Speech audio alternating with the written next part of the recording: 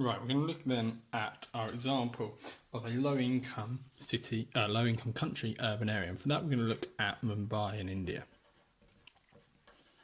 Now, the first thing we need to do is look at the importance of the city, okay, on three different scales: on a regional or local scale, a national, countrywide scale, and a global scale. What we're going to do for that is we're going to join kind of three different height skyscrapers to show the size of the scale. So remember, sort of global scale being the most significant of that. So starting off, looking at the regional importance. Mumbai is a really large city, okay, and in its local area in the state of Maharashtra, it provides 40% of the whole state's economy. You know, that is a significant amount for a large area of the country to be basically reliant on one city. In terms of its national importance, there's two major things. Okay. Firstly, it is a major transport hub for India. It has road, rail and air connections to pretty much every other major city within the country. It is also the largest city by population in all of India. In terms of its global importance, it is also the home to most of India's major transnational corporations, those companies that work across many countries. Okay. For example, Tata Steel, which has bases in the UK in terms of steel manufacturing, its headquarters are based in Mumbai. 40% seems to come up again, which is a nice number to help us remember. Okay.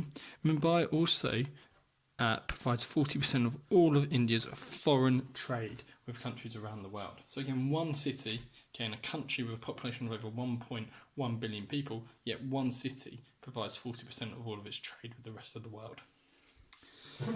Here we're going to look at how it's grown. Now what we've done here with our things, we moved away from our skyscrapers to kind of like our squatter settlement, shantytown kind of style buildings, very low rise, bit kind of ad hoc structure. And the reason I've done that is because I want to make sure that we have this idea, this juxtaposition. Okay? One of the reasons for Mumbai's growth as a city is the belief that people have that move into the city is going to provide them with this much more modern, up-to-date, contemporary, better lifestyle with modern buildings and skyscrapers. The reality, very often, is that most of the people that move into the city cannot afford to do so and end up living in the squatter settlements on the outskirts.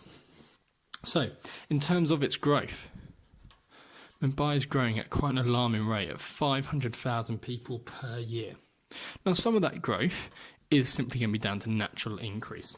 Okay, people having more children, people living longer, therefore the population increasing. But the majority of the population growth is being caused by rural to urban migration. Okay, and that's caused by a combination of push and pull factors. Now, if we start with the push factors first, okay, what we've seen is in rural India, the agricultural revolution has occurred, okay, allowing for mechanisation of rural areas. This means that the jobs of many rural workers are now being taken on by machines, meaning that employment opportunities and pay is incredibly low in rural areas. There's large areas of rural India where the average earnings are less than $1.25 a day. So we have incredibly poor pay. In addition to this, we have poor access to education. Schools are poorly funded, people having a long walk to them, people not being able to afford to send their children to school, and also limited access to healthcare. All these things make the rural areas of India quite a negative and difficult place to live in. Therefore, people are encouraged or pushed away from these rural areas into the urban areas where they believe they're going to get a better lifestyle. And to a degree they may do. Okay, we do see, particularly with the industrialisation of India, an increase in job opportunities. Okay, and an increase in pay. In Mumbai, average earnings are around £24,000. Now, if you're living in a rural area where potentially you or people you know are earning less than $1.25 a day, the belief that you could increase your earnings, even if you don't get up to this average earnings of 24,000, but even if you get into the thousands, okay, that is going to be much better than earning roughly $400 a year. In addition to that, as a city, Mumbai is going to be able to provide better social infrastructure, such as improved healthcare and access to it, and improved education and access to schooling.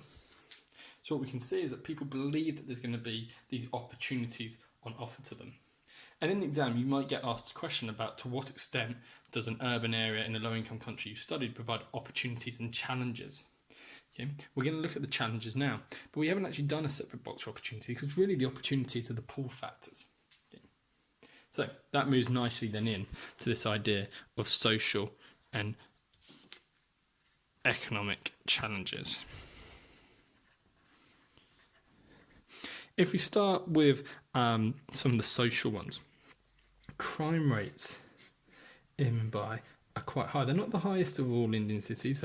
Delhi takes the sort of mantle for that. But large areas of squatter settlements and a population that is growing at 500,000 people a year, combined with a lack of money to invest in things like police services, means that crime rates are on the rise in the city. What we also see is high rates of school dropout. And we said that one of these opportunities that people moved to the urban areas like Mumbai was because they believed that they would be able to provide their children with better education levels. But what we see is that a lot of the people that end up living in the squatter settlements such as Dharavi and Mumbai are unable to actually afford to send their children to school, or even if they can do in the first place, a lot of their children, once they get to an older age, will drop out to earn money to work to support their family. What we see therefore, unfortunately, is a divide between those that are already wealthy enough and therefore they can afford to send their children to school, so their children get qualified and therefore get a good income and a good job in the future. And then those that are already poor can't afford to send their children to school, their children don't get a good qualification, therefore can't get a good job, therefore can't get a strong income. And we see that divide between the rich and poor growing.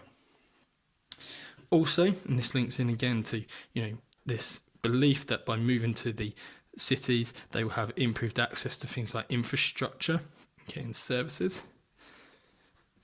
In certain parts of Mumbai, particularly in Dharavi, the largest squatter settlement, access to clean water, which was already limited in the rural areas and was believed to be much better in the urban areas, is actually still limited. Parts of Dharavi only have access to clean water for 2 hours per day, and that water generally is also in pipes that are going through, for example, things like toxic waste and past open sewers, so there's actually no guarantee of it being clean. This combined with the healthcare provision of the city. Remember, that was an opportunity that people were moving to the city thinking that they would provide them with better healthcare. Now, yes, it maybe does still provide better healthcare than the rural areas, but it's not exactly the kind of utopia perfect situation that they expected to find.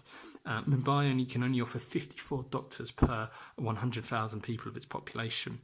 Now, if you were to compare that to New York or London, they could offer around 400 doctors for the same number of people. So you're looking at 8 times as many doctors. That means access to healthcare is still incredibly limited and generally too expensive for a large number of the people living in the squatter settlements like Dharavi. In terms of the economic challenges, many of the people that end up moving from the rural areas of India into the city end up working in the informal sector. So that by that we mean jobs that are normally cash in hand, they are not recognised by the government, and people do not pay tax on them. There are advantages to that. They generally, therefore, if they're not paying tax, that does mean that any money they make, they keep for themselves, and they generally don't require CVs or large lists of qualifications, which, in fairness, and many of the people moving from those rural areas are probably not going to have, simply due to the lack of education. However, there are major problems with a high informal sector, a high percentage of people working in the informal sector.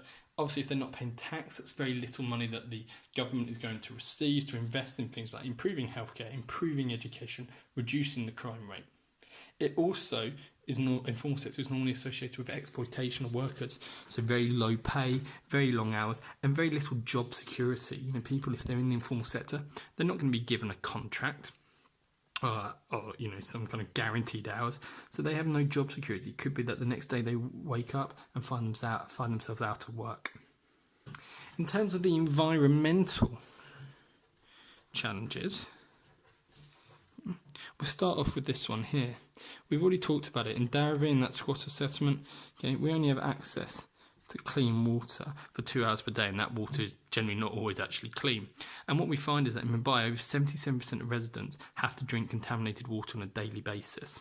That, combined with that lack of doctors, and that lack of water being available 24 hours a day, actually means that we have incredibly high illness rates. There's something around 4,000 people being ill per day in Mumbai with illnesses such as typhoid, cholera, and diarrhea from drinking contaminated water supplies. What we also see is with the increase in development of the city, an increase in level of wealth, but also an increase in level of congestion. There are over 700,000 private vehicles on the road in Mumbai at the moment, and that is resulting in high levels of congestion and alarmingly high levels of air pollution. Recently, nitrogen oxide levels were measured at 3 times above the safe limit. The other issue as well, and this again links into this informal sector, and there not simply been enough money to invest in public services. We see a massive issue with waste and its disposal. Okay. Mumbai is currently producing around 9,000 tonnes of solid waste, garbage, etc. every day. Simply getting rid of that is incredibly difficult. There is a limited amount of landfill sites, and there's limited money to invest in rubbish collection services. And what we're seeing is that waste then building up and causing increased pollution to our sources. As a result, you may start to think that environmental damage in Mumbai or environmental challenges are inevitable. As the city develops, it's likely that it's going to produce more waste. It's likely that car ownership is going to increase and air pollution is going to get worse. And that is potentially a question in the exam. It was in one of the specimen papers. To what extent is environmental damage inevitable as a city develops? And yes, to a degree it is. Okay, but as Mumbai develops, it is going to cause more environmental problems, but it is also going to become more capable of managing those. So what we're seeing, for example, is an investment in public transport, such as a new metro system and new highway to try and reduce the amount of congestion and amount of car usage, resulting in a decrease in air pollution. We're also seeing things such as clever traffic light systems that prevent blockages of traffic, because it's generally when cars are sitting still that they cause highest levels of pollution. We're seeing a high level of investment in renewing, repairing and renovating Mumbai's sewage system to ensure that sewage and fresh water does not mix as commonly as it does at the moment. And we're seeing an investment in things such as a new landfill site, better recycling facilities and better rubbish collection as the city becomes more developed. So that idea of environmental damage being inevitable as a country or a city develops isn't always the case. The last thing that we're going to look at regarding Mumbai is urban planning strategies. So you may get a question exam. It's not going to necessarily refer to Mumbai, because obviously any school can choose any city in a low income or new emerging economy that they want. But it may ask, how is an urban planning strategy trying to improve the lives of the urban poor? And our urban planning strategy that we looked at for Mumbai, is known as Vision Mumbai. Now, Vision Mumbai was a private investment. It was headed up by private companies who saw the opportunity to try and develop Mumbai into a city such as currently Dubai. They were looking at Singapore. They were looking at Malaysia. And kind of that ability to develop it into like a world power as a city. The idea behind that is if they could do that, they could bring trade into the city and therefore make money from it. So over $40 billion was invested by private firms into trying to develop Mumbai and trying to improve the lives of the people living there. So that's what we're going to look at, is did it improve the lives of the urban poor? Did it improve the conditions that people lived in within the city? And there's 4 things that they did with that. So if we just do a V like this, very simple. Remind us that it's called Vision Mumbai. They focused on 4 major features. Firstly, they wanted to improve the transport of Mumbai and the transport infrastructure. One of the major things that they did was build a new highway and bridge connecting one side of Mumbai Bay to the other. The idea behind this allowing trade and people to move from one side of the city to the other, increasing economic development. They also invested heavily in a new metro system to provide cheap and affordable transport for the urban poor. Now, in terms of the positives of this, what we saw after the development of the Sea Link Bridge and the metro was a 40-minute decrease in general traffic congestion and journey times.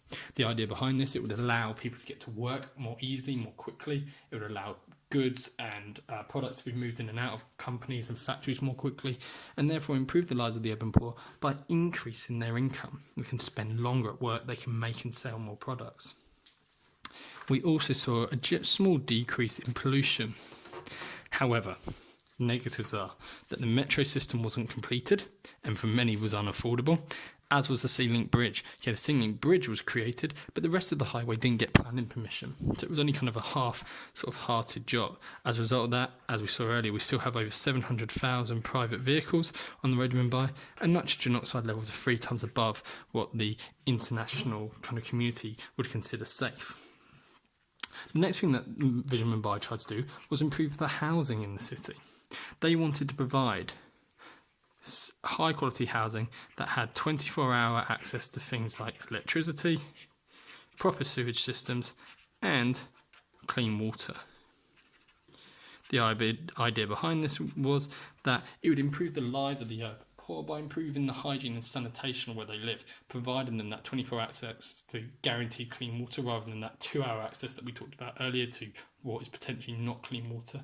They thought this would result in less diseases spreading around the city. That means that the workforce would be healthier, they'd be able to produce more money for the city, and less money would have to be invested in the healthcare and providing treatment for these people that were getting what were avoidable illnesses. What they did, therefore, is Vision Mumbai went in to Dharavi, the city's largest slum or squatter settlement, and they asked 300,000, well, when I say asked, they forcefully evicted 300,000 people and destroyed their homes, with the promise of providing them with this much better modern housing. However, what actually happened was they only built 3,000 homes in their place. Okay, so what we're looking at there is 297,000 people basically being left with nowhere to live. What they also built became termed in the media as well as vertical slums. They built these tower blocks, but the flats that they built in them were very poorly built, they were dark, they were damp, and again, they didn't actually solve any problems. The electricity was poorly installed, so faulty, the sewage systems weren't installed properly, so it did still result in contamination of water, and the water wasn't available 24 hours a day. So actually they were no better than what was already there, but just built upwards, hence the term vertical slums. They attempted next to invest in the economy and improve the employment opportunities within the city for the urban poor. They actually did create 200,000 new formal sector jobs, predominantly in construction and textile industries, so making clothes. The idea behind this, massive benefit for the urban poor, guaranteed income, less exploitation, shorter hours, higher pay, and higher job security. Despite this, though, 200,000 was a good achievement. It's still, as we know, not high enough, because 40% of Mumbai's population are still employed in that informal sector, okay, where that job security is low and exploitation of workers is poor. What they then tried to do, finally, was improve the environmental quality of the city, increase the amount of green spaces the city had on offer. Now, the idea behind this was that it would benefit the urban poor, because if you think to our Newcastle work that we did looking at urban greening, green spaces are good for the environment. It can bring pollution levels down. It's a good place for people to exercise, and it's good for people's mental well-being, because we see that there's a relationship between more green spaces and lower stress levels. Now, what Vision Mumbai claimed was that their investments in the city resulted in a 20% increase in accessible green spaces, so parks, etc. People did argue, however, that many of these spaces were just inaccessible. So, for example, they were like the mud flats around the bay, which actually weren't really usable green spaces. The other problem as well is that even if you take in this 20% increase, there's still only 1 metre squared of green space per person in Mumbai. You compare that to other cities like New Delhi, okay, which can offer 14 metres squared per person, then the degree to which that has improved the lives of the urban poor living in Mumbai is highly questionable. And that's the whole point of this. Okay? If you get this question in the exam, it's happy days, because you've got a really clear argument that yes, it has had some successes, no, it's had some failures. Overall, if I was going to say, has it improved the lives of the urban poor, I'd probably say a big fat no or cross, because it hasn't really. Okay? It's had some positives, but in general, you'd have to say that the negatives, the failures, outweigh the positives.